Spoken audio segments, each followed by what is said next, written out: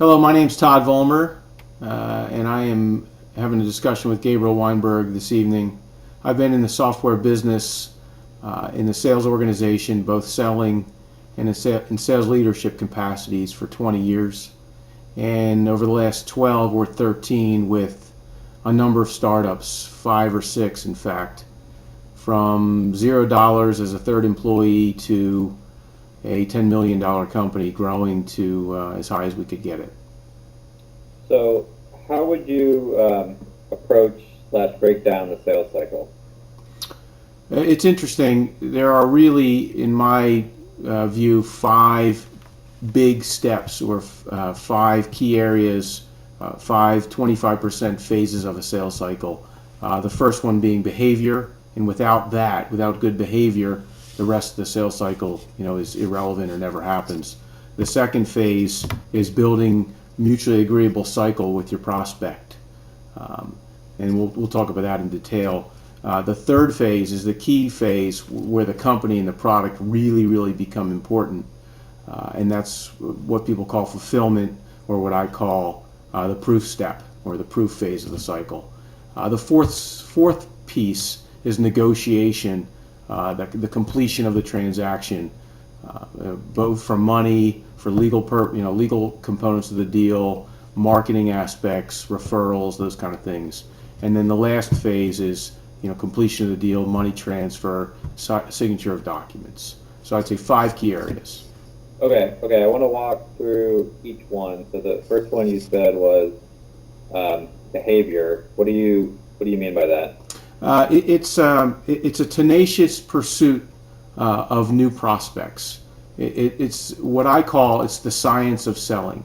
The more numbers, meaning the more people that are interested in your solution and offering, the more you're in the beginning of a cycle, the more are going to fall out at the end. It's a numbers game.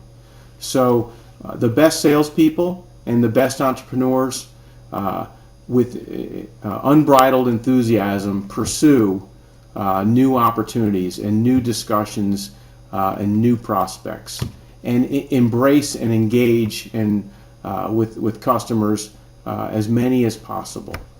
From a pure behavioral perspective, that is a very daunting idea for a lot of people. They can stare at the phone and just never pick it up and have all kinds of excuses not to do so.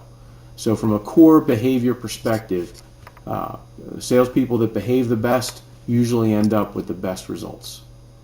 So in the startup sector, is that usually a lot of cold calling at the beginning? Yeah, and that's a key thing. There's 3 or 4 topics there. Cold calling is the scariest, quote unquote, the scariest of them all, and that's just something that people psychologically need to get over and learn to love it. You got to take that negative and make it an incredible positive. So that's number 1. Number 2 is the process and the behavior of asking for referrals. We all have a very huge network of people in technology and potential customers, and after every conversation, the best well-trained salespeople ask a prospect or their friend or a cohort or anyone they meet, hey, this is what we're trying to do, this is how we help customers, can you refer me to anyone you know? And you're going to get no a lot there, but you consistently and tenaciously ask that question, you're going to get more referrals. And then you can take that referral to the next level, saying, hey, that's great, I'd love to talk to him. Could you call him on my behalf and tell him I'm going to be calling? And that makes a cold call a little bit warmer. The warmer the call, the better the prospect. And how do you, when you approach a cold call, how do you get over that psychological hump of picking up the phone? I view a no and a hang up. I've been hung up hung up on hundreds of times. I view that as a positive. I'm not going to be wasting my time in 3 months, 3 weeks in a negative sales cycle, or a sales cycle that's going to be a loss. If they say no early, fine, I'm going to the next one. That's a positive result in my day. In terms of actual numbers, what do you, is it useful to measure number of calls? Is that something you do to yourself personally? It's not just useful, it's critical. It's critical when building a business, especially with startups, where you're not getting leads, you're not getting people calling you, You have to go outbound and find them. So behaviorally, picking up the phone and dial 7 numbers, which includes the area code, one can do that 20 times in an hour. Some salespeople think 20 times in a day is adequate. Completely inadequate. One should set targets, daily targets, weekly targets, to make that outbound pursuit of new prospects. And there are plenty of resources to find: company names, people names, industry leaders, conferences, all those things. There's plenty of people to call. And is that typically what you do? You'll find them, like on the internet through LinkedIn or that kind of thing? LinkedIn, Hoover's, Spike, there's dozens and dozens of sources. Again, going back to my earlier comments, asking for referrals is always good. You can always ask your buddies in the business, give me 3 people that you think may be interested, and you call them and they can refer you to 3 people, et cetera, et cetera. Okay, so you get some leads through that process. You get them on the phone. They're somewhat interested. Is that when it enters in your next stage? Yeah, that's behavioral activities get you into a sales cycle, what I call the first fifth of a sales cycle. Then you're into the art of selling. So you moved from the science of selling into the art of selling. And again, this beyond behavior, this is the absolute critical piece for good salespeople driving a company's business and driving that vendor to customer relationship. It's critical that at that moment you build a mutually agreeable cycle, meaning you agree you're going to do these things, the customer agrees they're going to do those things upon success. And there's 5 key areas that one needs to cover to exit that second fifth of a sales cycle into the fulfillment stage. And do tell us what those 5 things are. There's 5 key areas, and the acronym I use is NAME, with the P being silent. So PNAME. P is the process, NAME is the need. N is the need. A is authority. M is money, and E, just for the purposes of the acronym, is estimated timing. So ETA, in other words. So let's talk about those in detail. Need is pretty clear. Our product solves this problem. Mr. Prospect, potential prospect, tell me about the challenges you're having, and I want to make sure that my solution maps to your problem. I want to exit this conversation with good confidence that my solution is going to solve the problem or problems that you've described. So it's incumbent upon the salesperson or the entrepreneur to really drill down and understand the need or the desire that the customer has, the problem they're going to solve. Let me ask you a question just about the need. So in your experience, it's interesting that these things break down probably on each of these 5 areas, but in this particular area, do you see startups in particular going after people where the need doesn't fit, wasting their time in that area because they think they're hoping for the sale, but they're delusional in a way? Yeah, more often than not, right? Hope as a big factor in a sales cycle is always a bad sign. We're not. I always say to my team or myself, we're not in the hope business. We've got to get away from hope.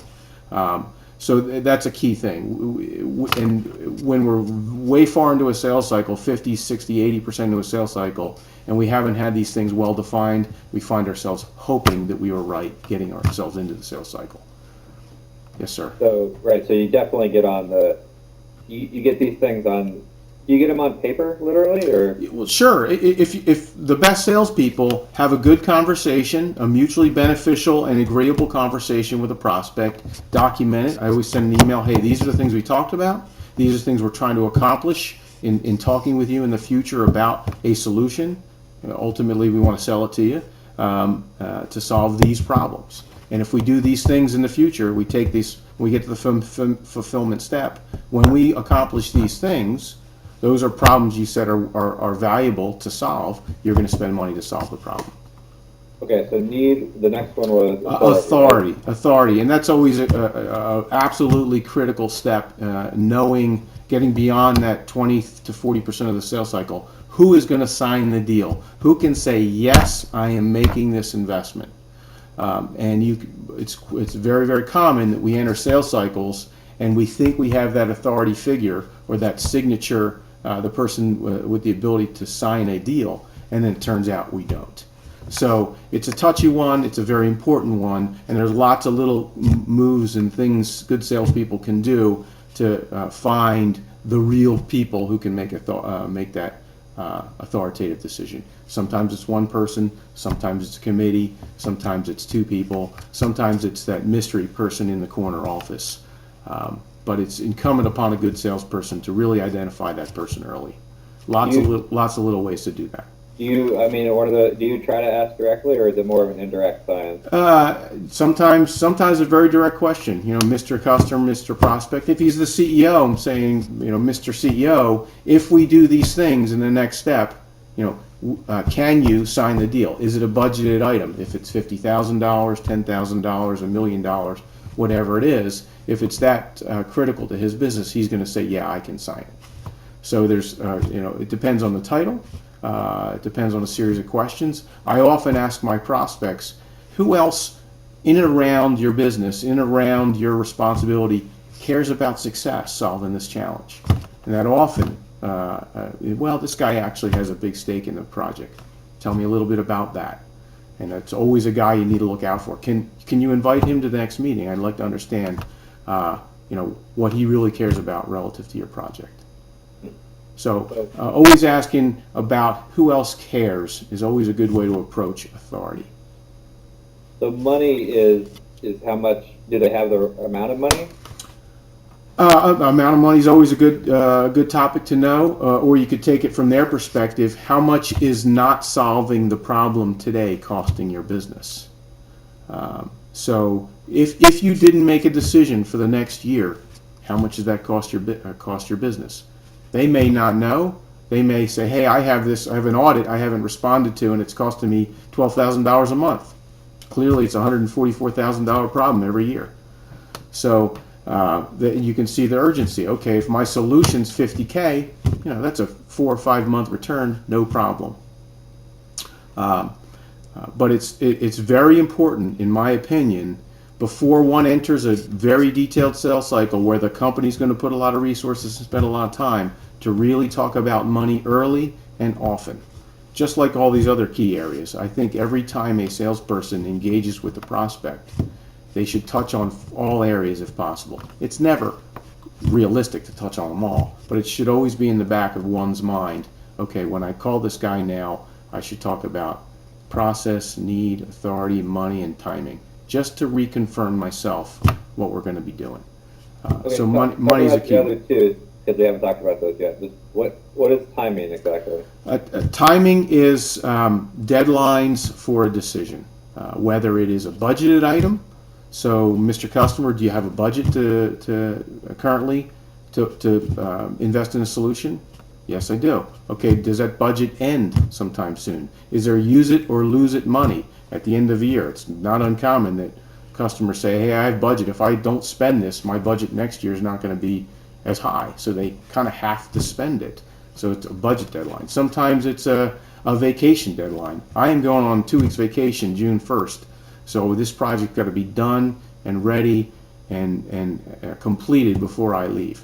Great news. If he's the same authority guy and he's going on vacation, is committed to his himself that he's going to make the decision, that's a good data point. So you can build your sales cycle, the timing of your cycle, to that specific date, and he'll agree to it. So you just hold yourself and him accountable to that process.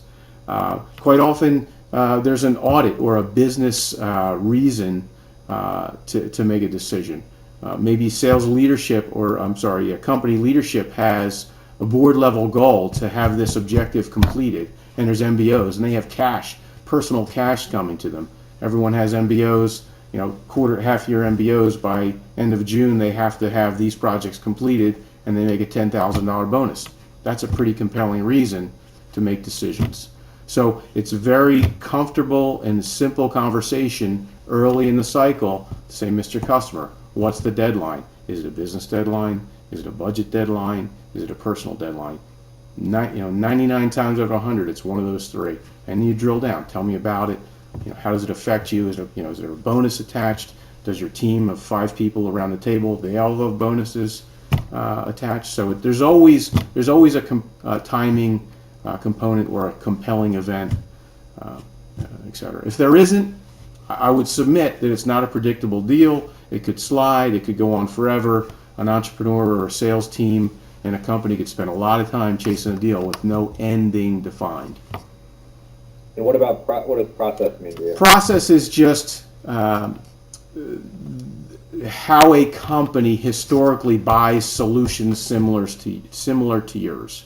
So I've been in the software business, so it's not uncommon very early in discussions. If it's a new customer, if I've never closed a deal with XYZ company, I can say to the leadership team or the evaluation team or the authority figure, generally in a comfort zone in your company, how do you buy solutions like this?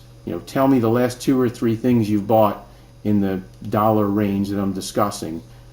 What is your process? And they quite often say we have to go to committee, we have to do a proof of concept, we have to do a bake-off between 3 vendors, then you got to go to our vendor management team, and you have to give your financials, you have to show you're stable, you have to show your revenue stream, all those. So if you know those things ahead of time, you can be proactive and get ahead of it, and maybe cut down a month in the sales cycle, or a week, or a day, or 6 months, depending on what the deal is. So it's a very simple conversation. Generally, Mr. Prospect, Mr. Customer, how has your company made similar decisions in the past? And 9 times out of 10, they're going to describe something and it's going to be new. Oh, okay, I need to take your notes. Remember that this is a key step. And you can proactively pursue that step, get by it early so it doesn't hold things up later. The best salespeople do that really well. So after the initial cold call, do you try to set up this stuff? Does always hitting all these points take an hour? Do you try to set an hour the next week and say, I want to have a conversation with you about stuff? Sure, you could. It's really a function of your what you're selling. Some companies have a one-call close where if you're selling a small item, you can call and close it on the phone. That happens. I'm taking the approach from a real enterprise, business to business sale, enterprise selling. So yeah, it's very common. Once you establish some rapport, once you define generally the needs on the first discussion, and you think you have the authority figure that's going to meet with you and sit down and talk with you, and you have some broad timing described, then you lock down that first big rapport establishing and sales cycle establishing meeting, where your objective of that hour or half hour, whatever it is, really nail down these 5 things. Okay, Mr. Customer, these are the problems we're going to solve. Are you in agreement with that? Yes, I am. Document that. We're going to do it in this fashion. Your process generally is these 10 steps: financial analysis, proof of concept, committee meetings where we present to executive board or board of directors or CFO, whatever that happens to be. Then we go to legal, we review some legal documents, and your legal officer is this person, he's going to help there if we get there, et cetera, et cetera. And your timing is, for personal reasons, you're going on vacation in June for a month or 2 weeks, whatever it is, or you're flying back to Europe to spend the summer there, you want a decision by then. So to do that, we're going to need to start this by May 1st, and we'll be completed by June 1st, something like that. And you establish those things, you document them all, and then you manage yourself, your sales team, and your prospect to those dates. To keep track of all this, do you do notebooks? Is that how you personally do it? Notebooks mean write it down? Yeah. That's my style. Yeah, I'm a writer and note taker, and then I email and follow up. But there's lots of tools, online tools, Salesforce.com that help you kind of document and manage a process. There's lots of tools like that. For your particular questions, the way you break it down, have you made any kind of standardized documents for yourself to make sure that you look at when you're on the phone with them to make sure you hit all these points, or is it so ingrained at this point? Well, I'm managing sales teams now and have been for a little while. So to answer your question, yes, for me it's pretty ingrained. I think about it before every phone call, before I walk into an office. I note to self, remember these 5 things, and I'm usually pretty successful. Sometimes I forget, of course. Sometimes I fail. And it's interesting, there's a great move. If you're walking out and getting escorted out of the building and you forgot something, and you stop in the hallway, the customer obliges and stops with you. So you know what? I just forgot one thing. Before I leave, let me ask you one more question. You forgot about timing. You know what? When we talked earlier, you were planning to have this accomplished by June 1st. Has anything changed there? Yes, no, whatever the answer is. Okay, tell me more about it. Yeah, it's changed. Why? What's happened? Well, my budget slid. We're not going to meet our numbers, so we're going to move the whole project to Q3. Note to self, change your forecast to September. So you always, as you're leaving a meeting, it's always critical for me to think, okay, what did I forget? And then if you forgot something, pause immediately. By the way, I meant to ask you this question. So how much, terrific tactic. How does BS play into this? Like when you're talking to people and they're telling you they have a need, but it's not you find out later it's not a real need, or they're telling you they have money and they don't really. Is your BS detector just really good, or how do you deal with that? A couple things. Number one, this isn't there's no system that's foolproof, clearly. So no one's going to build perfect sales cycles every time, but we can pursue excellence and do our best job. But yeah, customers do lie. I mean, that's the number one rule of selling. Customers lie. So that's why through every interaction, as I described earlier, if a sales process takes 5 interactions, 10 interactions, 3, 12, whatever it is, one should cover all 5 things every time. And it's often you're going to catch a guy on your 4th interaction, he changes the story.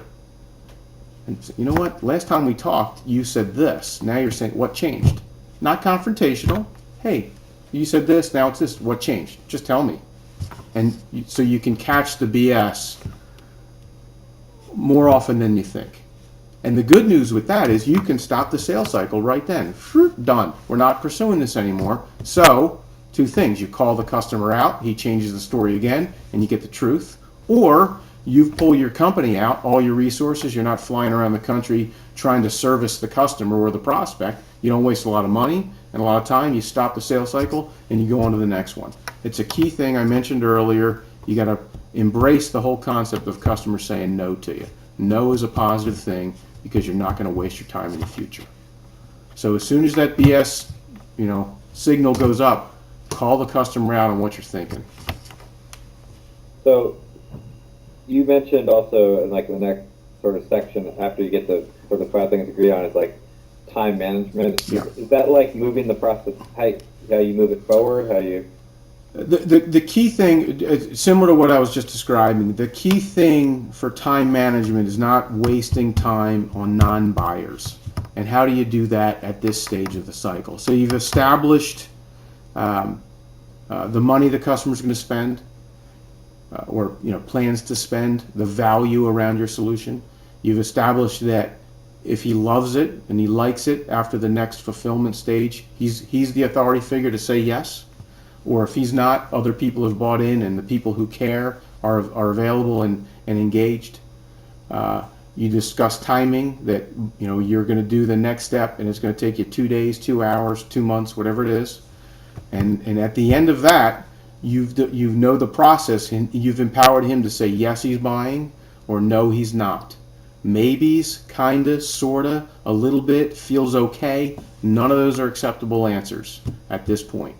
So right now, after you've exited that second fifth of a sales cycle, you've established what you're going to do. You've established what his requirements are. You have a mutually agreeable game plan to meet those requirements. And at the end of that step, he says yes or no. Maybes are a no. I tell my customers all the time, if you don't like it at this point and you're not comfortable, that means no. It doesn't mean kind of, maybe a little bit, we're going to try again. So you've empowered them. You need to commit to yes or no at that point. Yes, and you've empowered them and told them it's totally okay to tell you no. And now the real move is when they say no, what I always say is no means not yet. That means you didn't do something right. So the customer says no, say, okay, fine. Let's go back. What did we not meet in the fulfillment step? What did we miss? And then he'll expose why we're not winning the business. Okay, let's try that again. So you're back to that 40% step again, and you're starting the fulfillment again because you missed something. So no means not yet. but it also means potentially no. Okay, so that's the second fifth, right? So the third fifth. The third fifth is the fulfillment, the proof step, where Okay. you're going to let him use your software, where you're going to prove that your solution solves his problem. Is there any key to that? I mean, like, you want to be there, obviously, or? Well, the key to that is beforehand knowing exactly what it's trying to accomplish. And if you're at that step and you choose to go into that step, you know your product solves that problem. That's the key to it. Yeah. So you're Right. confident at this stage. You're confident that your product is going to solve the challenge that he's trying to fix. So would you say then, if you've gotten correctly through those first two fifths, a lot of deals should close at that point? Yes, exactly. And that's what I say is, if you do that first 40%, the good behavior and the good building of a mutually agreeable sales cycle, the next phases, 3 phases, very natural, very comfortable, very positive experience most of the time. You're not going to be perfect. There's going to be hiccups, and there's moves to make when you have those hiccups. But yes, it's getting the PO, getting the check. That should be a very simple, natural, non-contentious process. Absolutely. If you do that first 40% well. And that would be because there's no surprises. Because there's no surprises, you've established what yes and no means, you've established good timing, you've established who the authority is, you've established their process, so you know kind of what to expect from a legal perspective, you know what to expect from a negotiation, what's important to them, whether it's price, whether it's delivery, whether it's people available at certain times. Just depends on what's important to them. You know that ahead of time. So the next 3 steps, 3 big steps, it's a very natural process.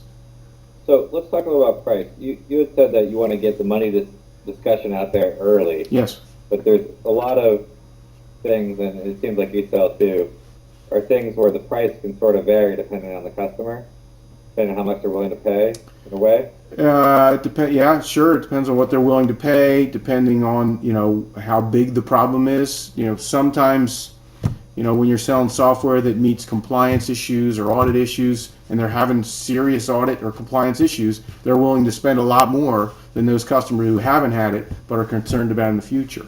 So yeah, money is what a customer will spend to solve the problem is really a function of, in the sales world, is the pain that they're under.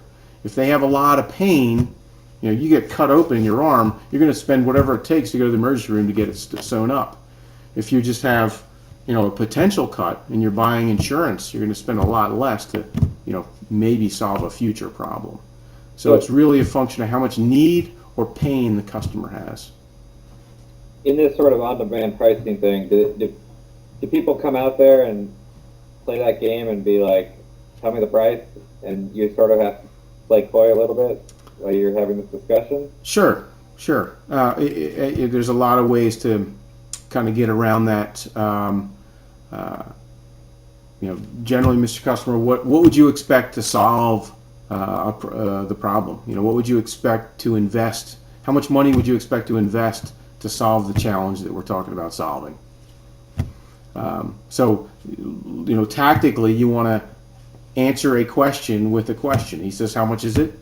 It really is a function of the configuration and the amount of services you buy, and it's interesting you ask, how much are you expecting this to spend to solve the problem? There's a lot of little tactical moves one can make. So let's say you laid out this whole process. You're selling something that's pretty expensive, so it is a process that takes a quarter or something like that. Mm-hmm.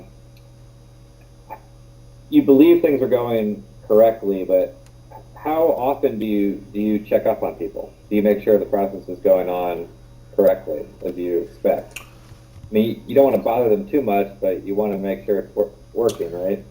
Yeah, it's a good question. It's a variable. It's a style thing. But going back to what I said earlier, if you've established a good relationship, a good rapport, you understand the customer, you've bonded, some degree about understand his business, and are really clear on what the challenge is you're solving, he shouldn't and you've established money and you've established the process, there really shouldn't be a lot of bothersome phone calls. What's bothersome is when you miss a deadline or when he misses a deadline. So you've established you're going to do these things, and he misses one, and you call him up, say, Mr. Prospect, you missed this deadline. We were going to do this. We completed it by Wednesday. You were going to have this feedback to me by Friday. It's Monday. I didn't hear from you. It's Tuesday. So the contention comes when you miss. So you say you're going to do it by Wednesday, and you don't do it by Friday. He has every right to call you out. And then if he misses something, you need to be forthright and say, hey, you missed this deadline. What's changed? He may have a good excuse. He may say, I misled you. Okay, and you deal with it. So your last piece is negotiation. Yes. At this point, though, there shouldn't be much negotiation, right? In theory, but in reality, there's always negotiation. So people sort of come at you at the last minute and want to get a haircut or something? Sure. If you've agreed to $100,000 investment, and he comes in, loves it, wants to buy it, but you know what, the board's putting pressure on me, I can't spend that much. I can probably dig up $75,000. Depending on the stage of your business, meaning you take that business for 75, or you could play hardball and say, no, it's 100, take it or leave it. Depending on the stage of the business, that's for the entrepreneurs out there to decide. There are lots of moves to make, and some of my team, and what I try to do is ask for concessions, right? And I call it a give and get strategy. So, Mr. Prospect, if I can help you out and get approval to get the price that you want or close to it, I would need to return back to my company some non-financial value. And this is really important in startups, in my estimation. And non-financial value is referrals. Once you're successful using my product, I want to have three prospects a month call you and have a 10-minute conversation about how successful you were. That is valuable to my company.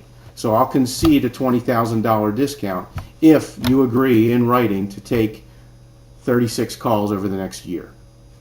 That's incredible value to startups, especially when you're pursuing the first 50 customers.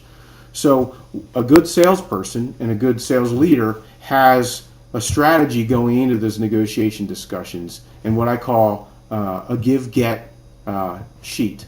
So when you're going to give up money, or you're going to concede something. It could be a legal issue. It could be some type of source code escrow or something that the customer requires, and you generally don't want to do it. If I do that for you, Mr. Customer, I need to get a non-financial item in return. Referrals, reference site. People want to come on site once a month and do a tour of your data center, seeing how you use our product. Use of your logo on my website, so you can put their company logo flipping every 5 seconds on the website, or a quote from your CIO or a quote from your CEO, how we've added value to your company. So you have his name and his title flipping on your website every 5 seconds. Use of their logo on your website, so it's sitting there twirling in the corner. All those are valuable. And honestly, maybe your company and the sales guy doesn't really care about that. The point is, the customer's perception is he's getting something, and he's got to give something to get it. So it's a give-get strategy. It's absolutely key. It just puts the pressure on the customer. Instead of the salesperson saying, okay, we'll just take the deal. That's not a strong position. So having a give-get strategy maintains a strong position for the selling company, the vendor, the salesperson. Okay, so let me try to ask a summary question. If you're a startup out there and you're sort of not getting traction, or you don't think you are because you've called 10, 20 prospects and you haven't really gotten anywhere, it seems like you're saying you haven't nearly called enough. There's 2,000 companies out there or whatever in your target. You need to be calling a large portion of them initially. Is that correct? That's the most basic fundamental answer. That your 20, 30 is nowhere near enough in the startup. You should plan a small conversion ratio from prospect to customer. Very small conversion ratio. One should assume a small conversion ratio. Until there's real data, you have to assume very small. So you need to pursue with an unbelievable level of tenacity. The more customers, the more conversations you have, and you should allocate a certain amount of time every day, every week to pursue new people to talk to, and that's cold calls, and that's asking your current customers or your current prospects or your current friends who they suggest to talk to, and there's plenty of resource to do so. LinkedIn is built for it. Spoke is built for it. Hoover's is a great resource. Do you find all those three particularly useful? Yeah, they're all terrific. Yes, and sir. all for slightly different purposes. I mean, you should just be all over all of them, basically. Yeah, yeah. And there's lots of other companies launching and starting up to provide that kind of information. But yeah, LinkedIn's fantastic. Jigsaw, Spoke, they're all subscriptions, or you trade leads and names for that. There's lots of resources like that. So, last question. So and then I'll see if you want to say anything else. But a lot of times startups will start and, they don't feel like they can hire a salesperson, don't have the money, try to do it themselves. Is this something you think people can do if they're not, or can learn, or do they have to be born with these skills? No, no, they definitely don't have to be. Don't have to be born. Natural born salesman is wonderful, and I know lots of them, and they're very successful. But they have also been trained and learned. It is a skill set. It is a very it's a long process to become a good salesperson. Absolutely, experience is it's like hitting a baseball. You can talk about it, but you got to get out there and do it, and you got to get your tail kicked a lot to learn.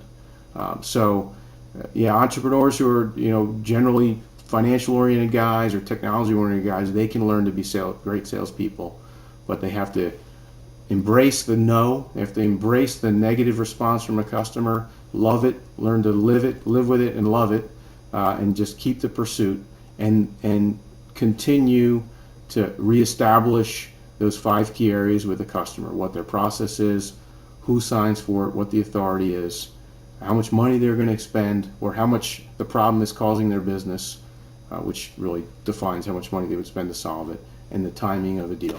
They continue to document, reconfirm those things. They're going to establish a good process for the future salespeople they hire, and be more successful at that second half of the sales cycle than they ever have in the past. And if someone listens to this and they're saying, wow, that does not seem like me, that is a lot of work, and I don't think I can handle that, then they probably should be hiring someone like you. It's probably be on a very early level to be in the startup, right? Yeah, and I would put it pretty simply: you got to love being with people. Salespeople, love being with people and get to know people and are comfortable asking maybe some uncomfortable questions early and often. And I say to my team a lot, get ready to get uncomfortable. Be comfortable being uncomfortable. Is there anything else you'd like to say about in this sort of high level learn about sales type of thing for entrepreneurs trying to get traction in terms of selling? Summarize it again. Empower your customers, empower your prospects to tell you, no, I don't want it, you're terrible, you stink. All those things are okay because you're not going to spend time with them in the future. And continue to work hard to pursue new conversations with customers, with people, turn those people into prospects, establish a process, follow the process, reconfirm it, and you will close more business. And then you'll look back on the last 6 months, and you will have your sales process defined well. And it usually will map to a vast majority of companies and how they make decisions, because it's pretty common. It's pretty similar. Feels kind of strange in the beginning, but you'll look back and say, you know what? The last 10 deals I did felt really the same. So then you take that and you go find customers that feel and look and sound like that. All right. Well, thank you very much. It's my pleasure.